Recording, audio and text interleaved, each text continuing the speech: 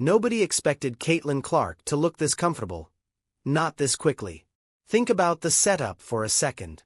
She hadn't played a real competitive game in 239 days. That's not just a short break, that's long enough to lose rhythm, timing, even confidence. Most players coming back from that kind of gap need time. A few games. Sometimes weeks. Clark got a few minutes. She didn't even start the game. She came off the bench, stepping into a system that wasn't built around her, surrounded by teammates she barely had time to build chemistry with. And right away, things weren't looking smooth for Team USA. The offense was getting pressured, disrupted early, and you could feel the rhythm slipping. Then Clark checked in. And instead of easing into the game, she immediately started dictating it. There was no hesitation in her decisions. No let me feel this out phase. Every possession looked intentional, like she had already solved the defense before the ball even reached her hands. When the pressure came, she didn't panic, she used it.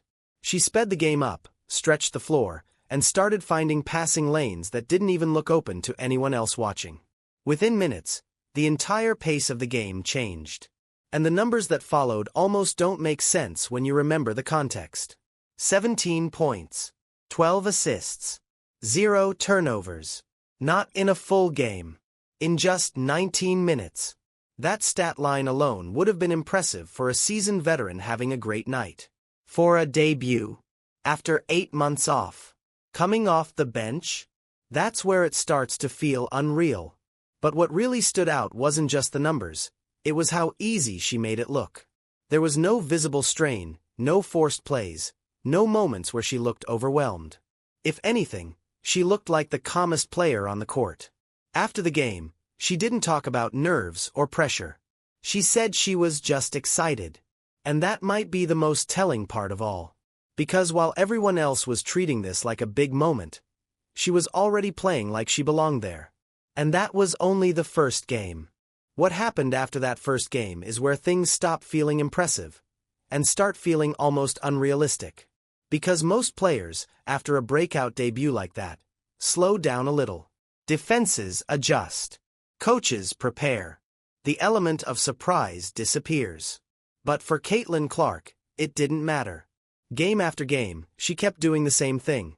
Reading defenses faster than they could react, controlling tempo like a veteran, and creating opportunities that didn't look available until she made them real. It wasn't just consistency. It was control. Over 5 games in 7 days, she didn't just play well.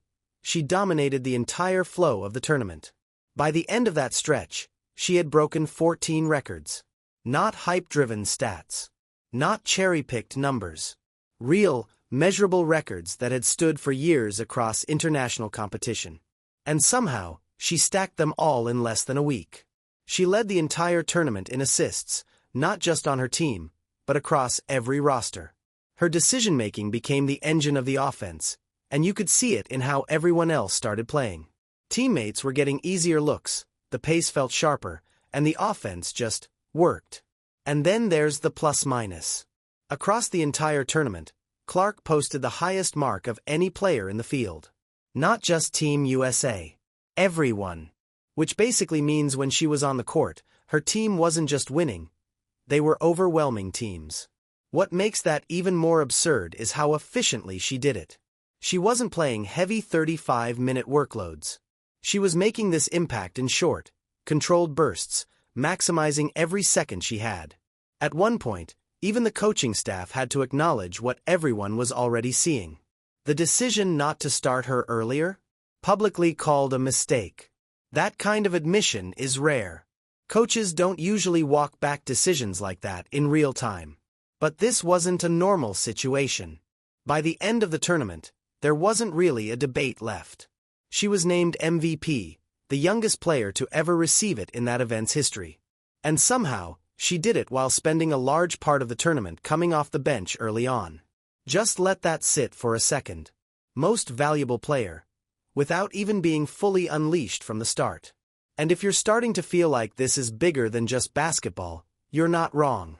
Because what was happening off the court was about to take this to a completely different level.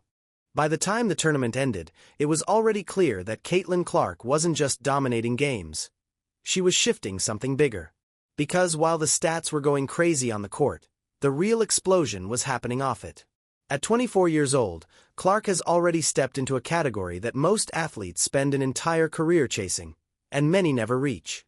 The way brands are positioning her right now doesn't look like a normal endorsement run. It looks like long-term investment. Her deal with Nike isn't just another sponsorship. It's structured like a legacy play.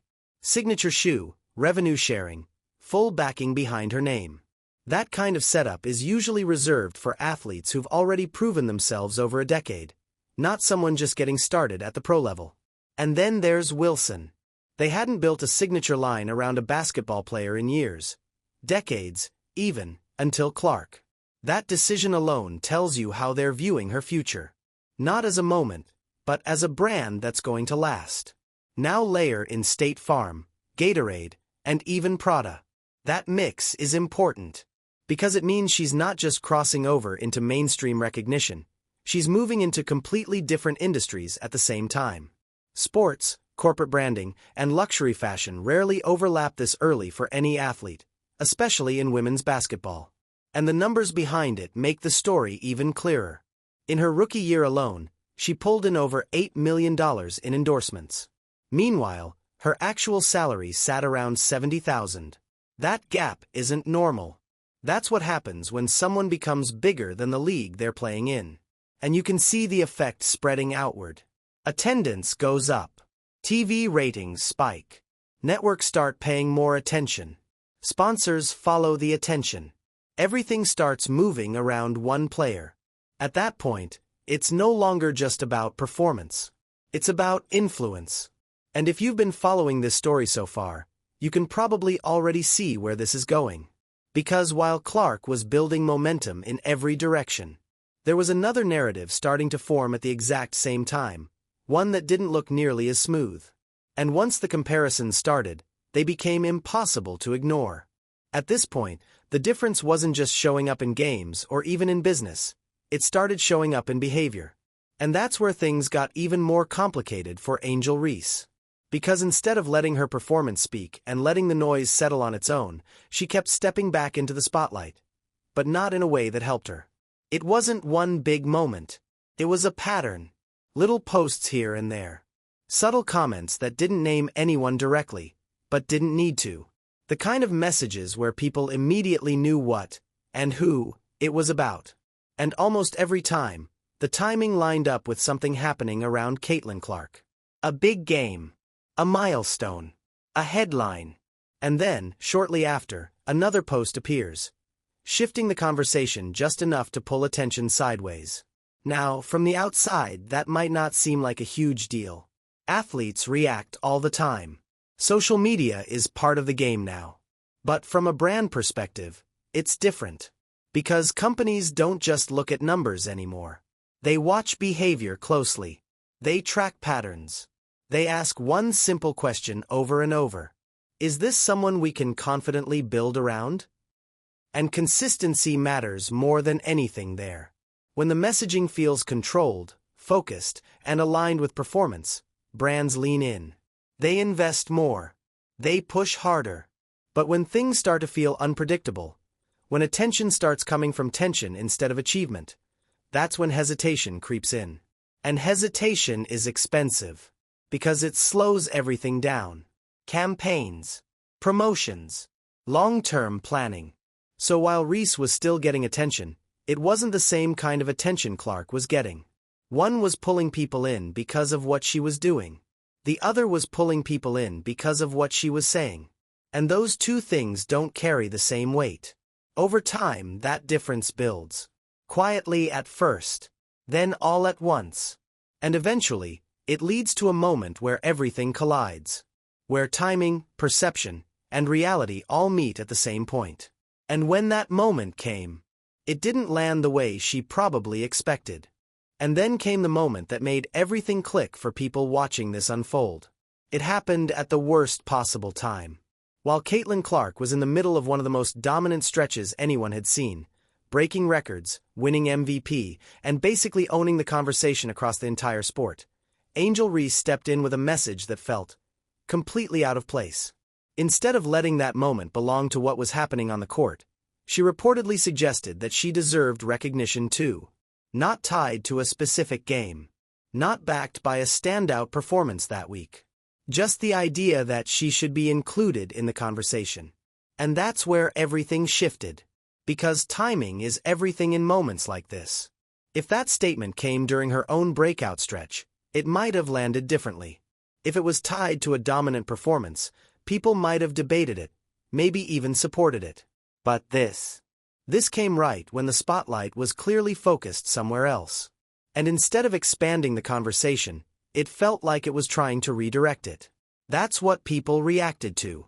Not just what was said, but when it was said. Because at that exact moment, the contrast between the two paths couldn't have been clearer.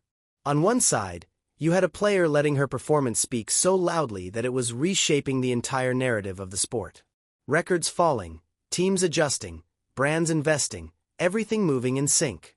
On the other side, you had someone stepping into that same moment, asking to be recognized within it. And whether that was the intention or not, the perception stuck. It spread fast too. Clips, posts, reactions. People breaking it down from every angle, comparing everything side by side. And once that comparison reached a wider audience, it didn't really leave room for interpretation anymore. Because now, it wasn't just about stats. It was about direction. About who was moving forward with momentum, and who was trying to catch up to it. And once people see that clearly, it's very hard to unsee. If you step back and look at everything together, it doesn't feel like two players on the same trajectory anymore. It feels like two completely different paths.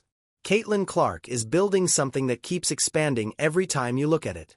On the court, she's controlling games, setting records, and making things look easier than they should.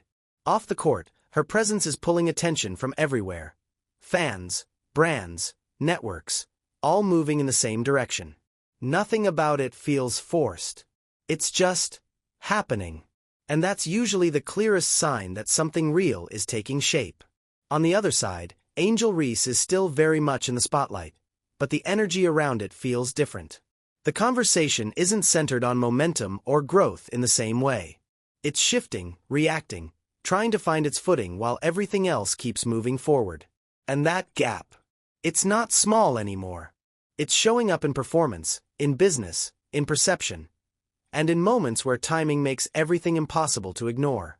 The truth is, this next phase is going to make things even clearer. Because once a gap like this starts widening, it doesn't usually slow down, it accelerates. So now it really comes down to one question. When the stakes get higher, and the spotlight gets even bigger, who actually belongs at the center of it? If you've made it this far, you already see how different these paths are becoming. Go ahead and drop your take in the comments, because this debate is only getting louder from here. And if you want more breakdowns like this that go beyond the surface and really show what's happening behind the scenes, make sure you like the video and subscribe. There's a lot more coming, and the next ones get even crazier.